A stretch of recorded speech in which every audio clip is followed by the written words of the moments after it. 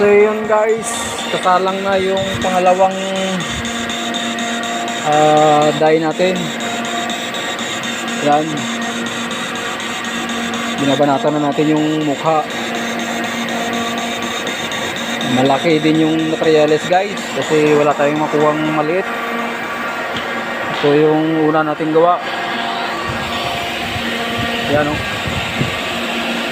Oh, maganda, malinis.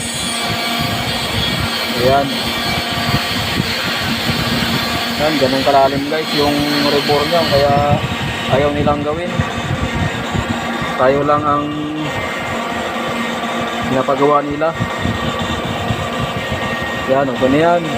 Una, pangalawa, yan. Siguro mga ano yan, mga Lunes ng hapon din natin matatapos yan, kasi sa araw kalahati natin nagawa yung isa eh. So ngayon half din natin babanatan yan, tapos sa Lunes maghapon ulit.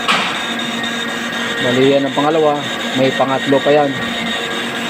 Okay guys, see you next video.